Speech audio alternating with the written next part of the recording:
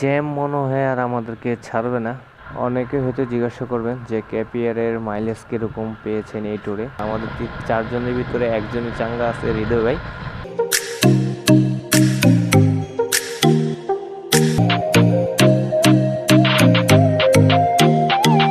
কক্সবাজার রোডটাতে প্রবেশ করার সাথে সাথে আতঙ্ক এবং ভয় কাজ করা শুরু করেছে।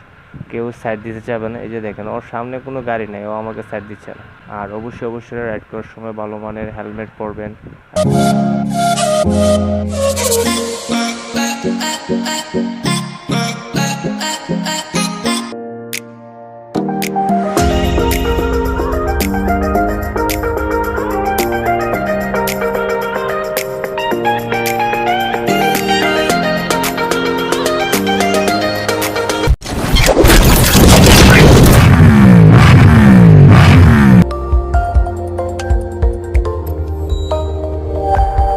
ফুয়েল নেওয়া শেষ, এখন যাত্রা আবার শুরু টেকনাফের উদ্দেশ্যে।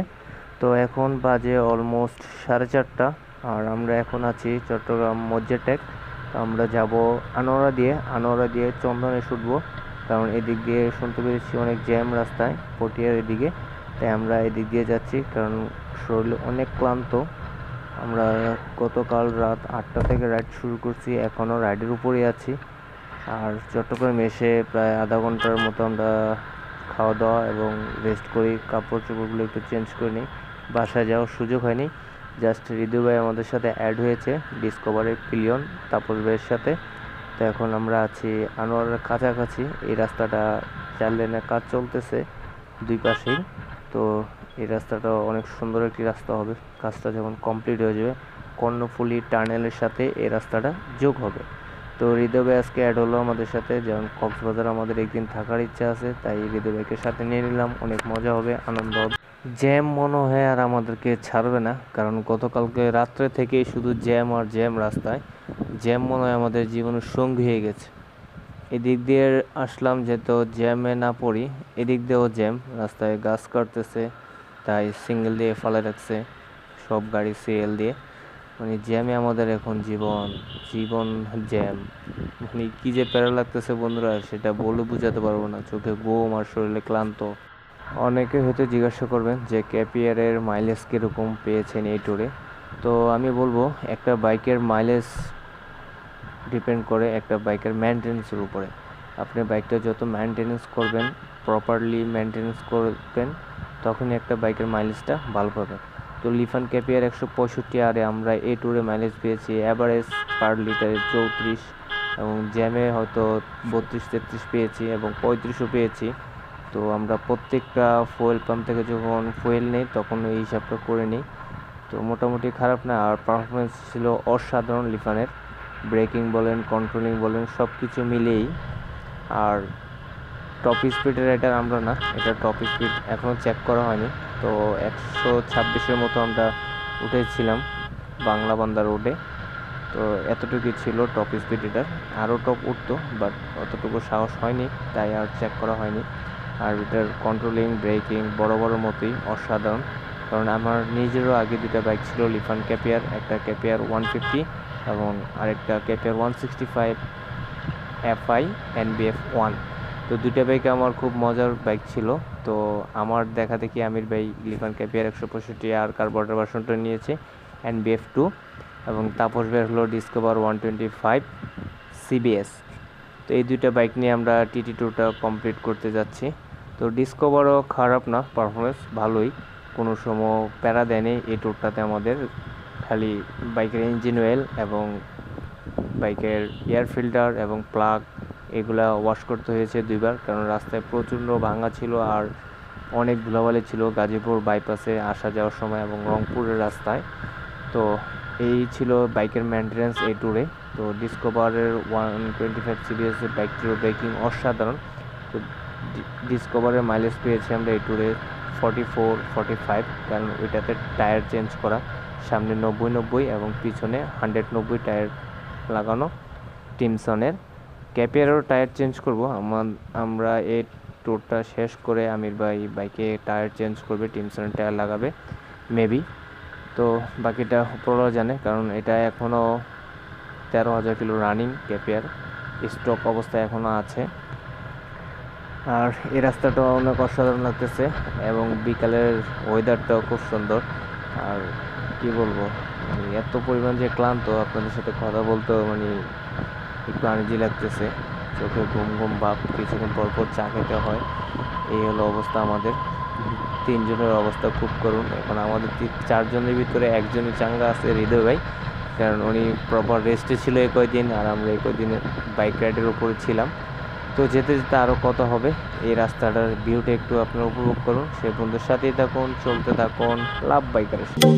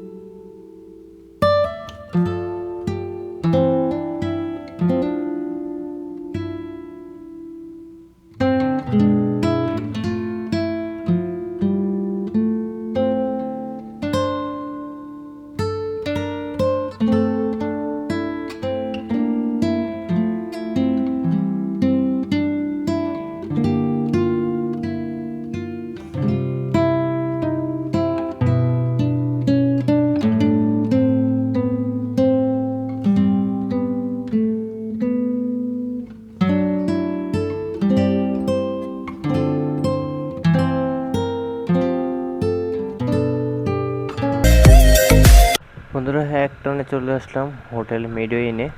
কফি খেতে হবে, কারণ চোখে একটু ঘুম ঘুম ভাব চলে এসেছে।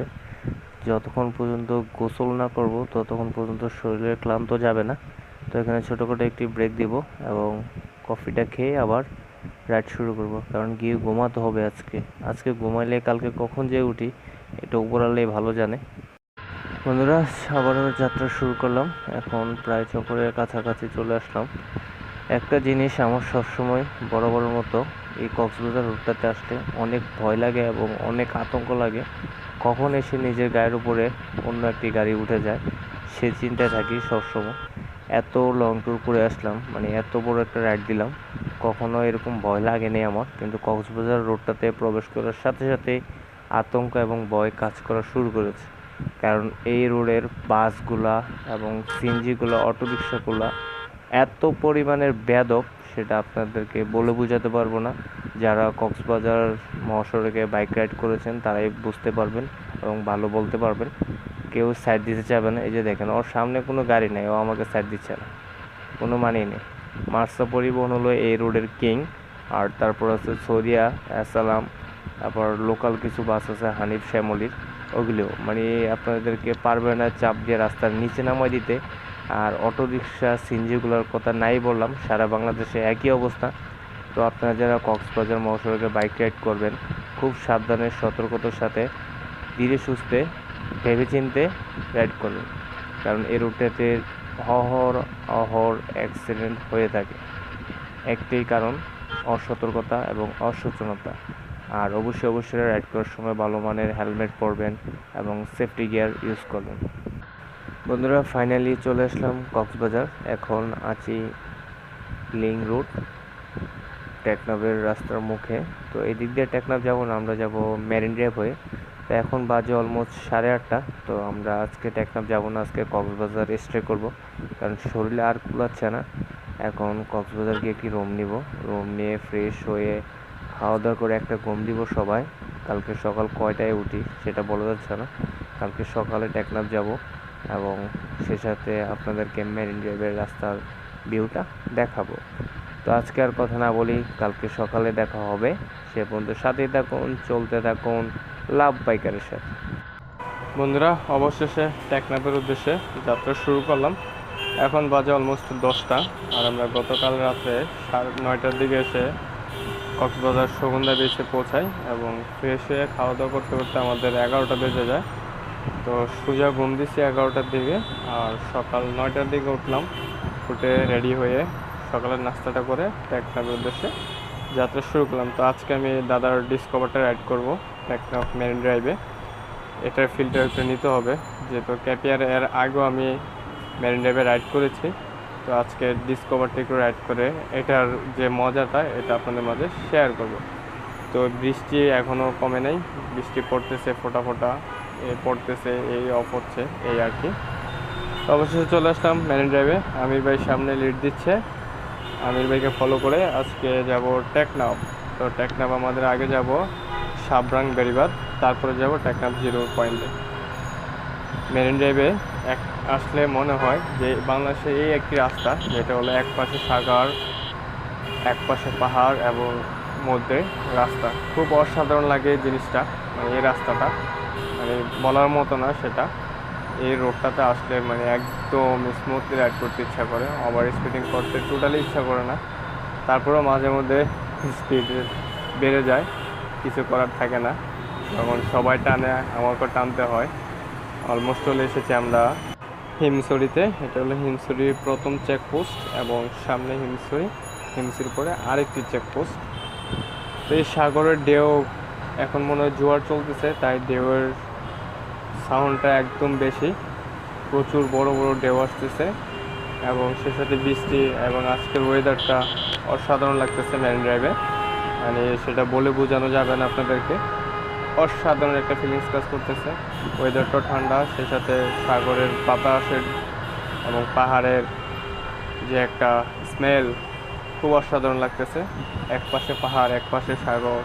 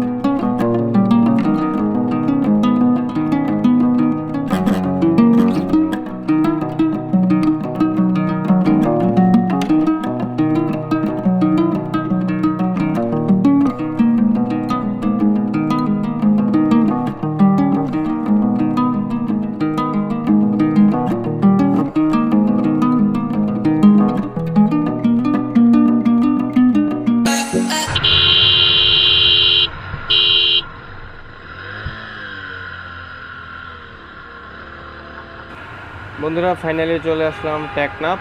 তো আমরা এখন যাব সাবরাং 0 পয়েন্ট আগে, তারপরে যাব টেকনাফ 0 পয়েন্ট, কারণ টেকনাফ 0 পয়েন্টের হলো টেকনাফ শহরের ভিতরে। তো আগে আমরা যাব সাবরাং 0 পয়েন্টে, এখানে ছবি তুলব, তারপর যাব টেকনাফ 0 পয়েন্ট। তো আজকে মোটামুটি ওয়েদারটা অনেক ভালো লাগলো, সে সাথে অসাধারণ ফিলিংস ডিসকভার রাইড করে। তো ডিসকভারের ব্রেকিং কন্ট্রোলিং অসাধারণ লাগলো। আপনারা তো দেখলেনই ভিডিওতে, একটি গরু হঠাৎ করে সামনে চলে আসছে। তো ডিসকভারে যদি সিরিয়াস ব্রেকিং না থাকতো এবং টেনশন টায়ার না থাকতো লাগানো, তাহলে এই ব্রেকটা করা কখনো সম্ভব হতো না। তো খুব সেফলিভাবে চলে আসলাম, আলহামদুলিল্লাহ। নতুন একটি স্বপ্ন পূরণ করতে পারে আল্লাহর কাছে লাখো শুকরিয়া, আলহামদুলিল্লাহ। তো বন্ধুরা, ব্লগটি কেমন হচ্ছে অবশ্যই কমেন্ট করে জানাবেন, ভালো লাগলে বন্ধুদের মাঝে শেয়ার করবেন এবং আমার চ্যানেলটিকে যারা এখনও সাবস্ক্রাইব করেননি অবশ্যই সাবস্ক্রাইব করে নেবেন এবং পাশে থাকা বেল আইকনটি প্রেস করে নেবেন। সে বন্ধুদের সাথেই থাকুন, চলতে থাকুন লাভ বাইকারের সাথে।